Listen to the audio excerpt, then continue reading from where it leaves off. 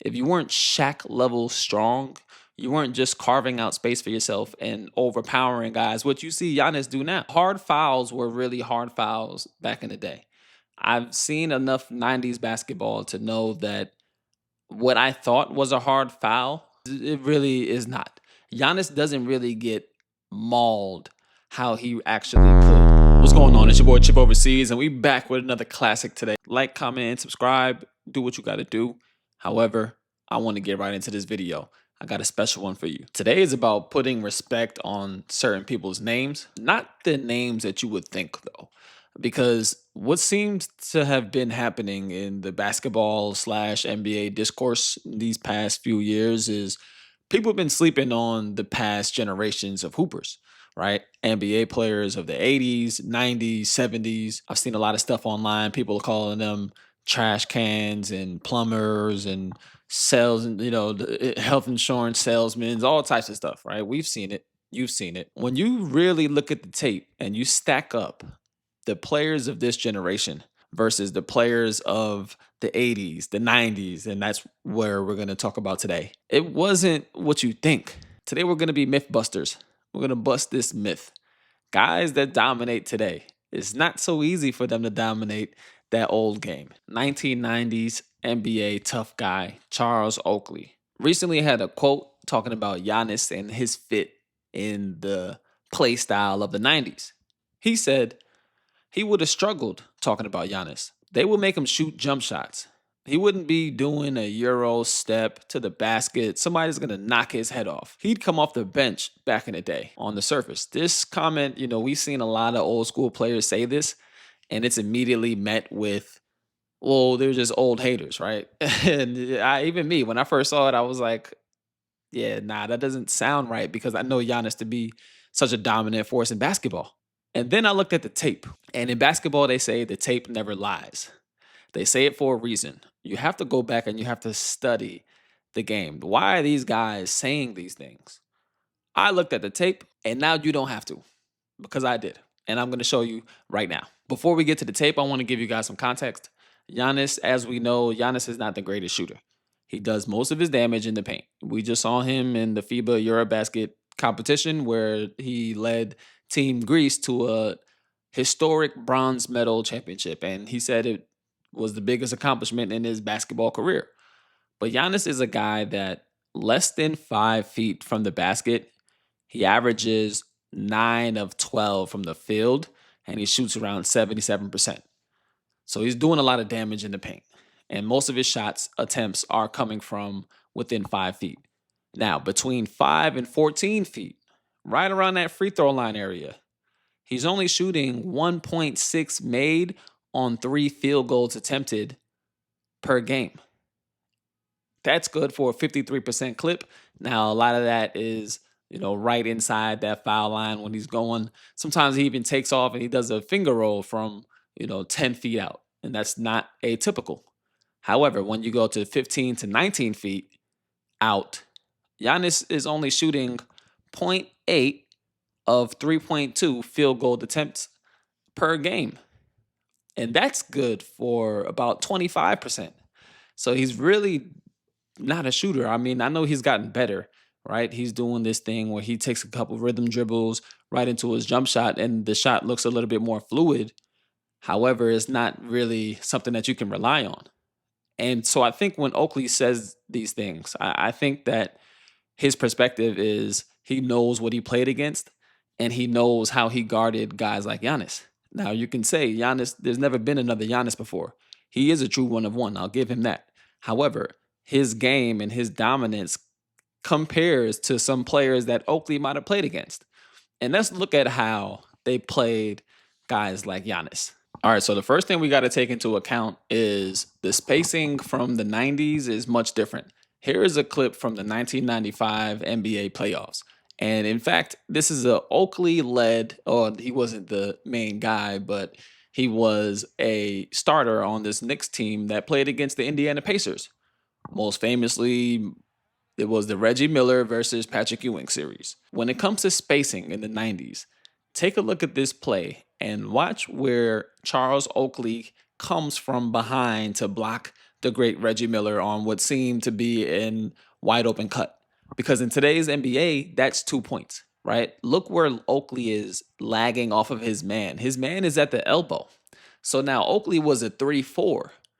And that means he's guarding a power forward. Nowadays, power forwards in the NBA are not typically just hanging out at that foul line area. Now these guys are completely spaced out at the top of the key. And if Oakley's guarding a man at the top of the key, does he sag off enough to get that block? Probably not. Look at Patrick Ewing's defense on the next possession. Anytime there's a post up, he's banging, banging, banging before he even gets set up. If you're face guarding your opponent, you're making contact the entire way. You're not just getting around him, swiveling around like you'd see now. You're banging him, banging him, banging him on your way to get in front of him.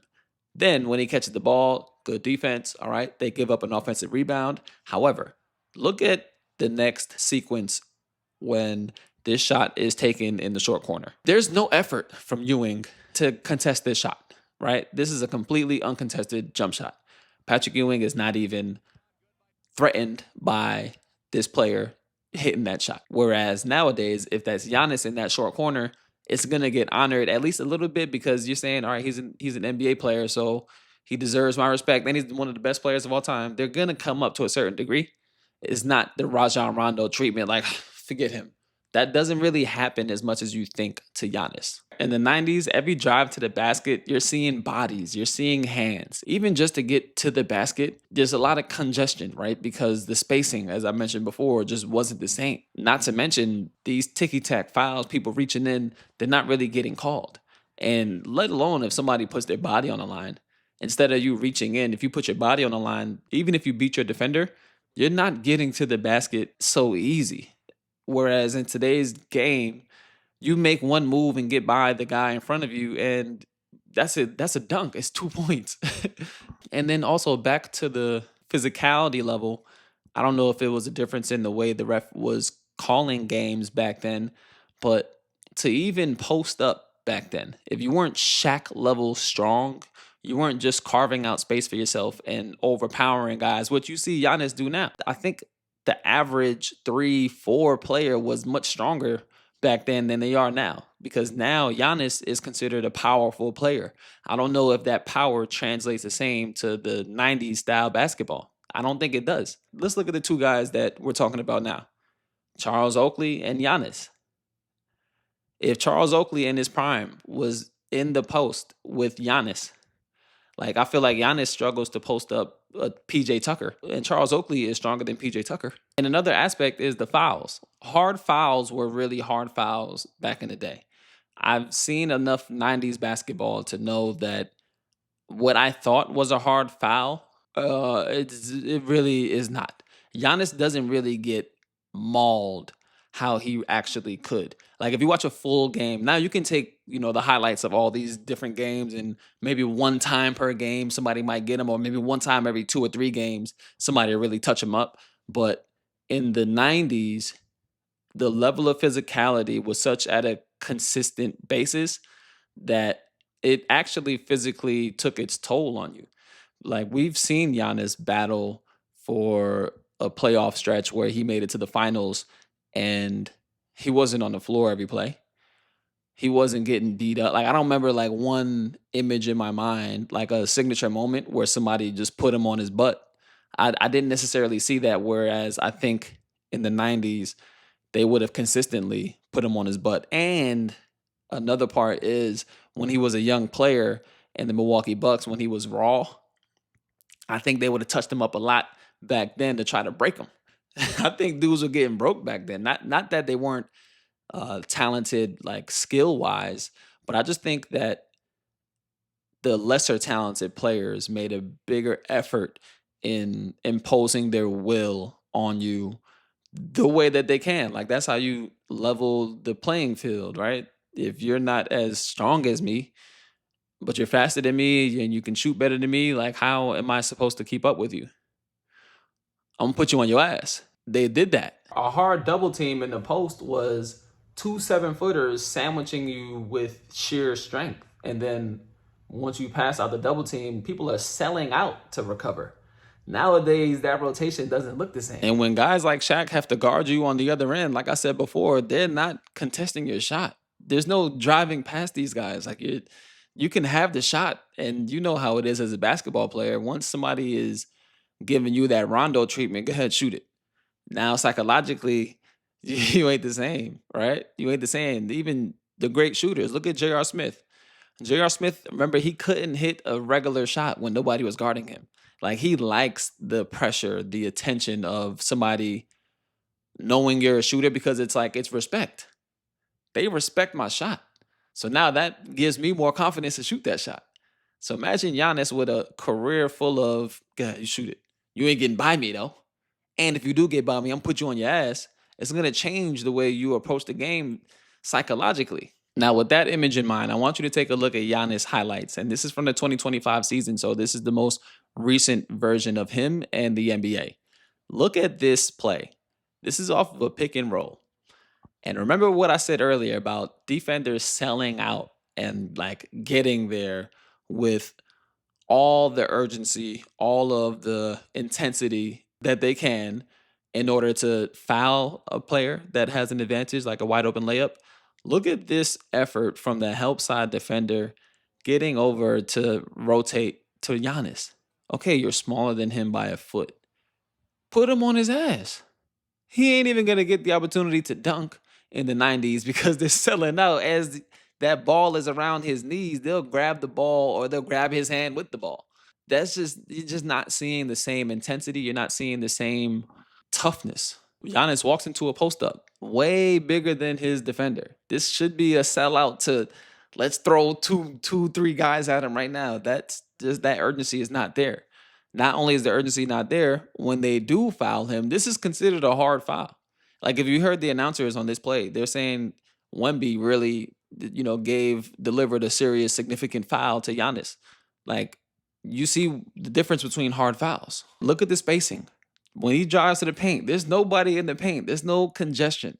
Look at the double teams. When Wemby comes over, look at the effort of a double team. And now Wemby's a 7'6" player, or 7'4", whatever he is, but he's not the strongest guy and he's not the most aggressive guy. Imagine, somebody maybe a little bit shorter than Wemby, but somebody with bad intentions on that double. Giannis might not make it out that double. Look at what they call foul. It's a completely different game.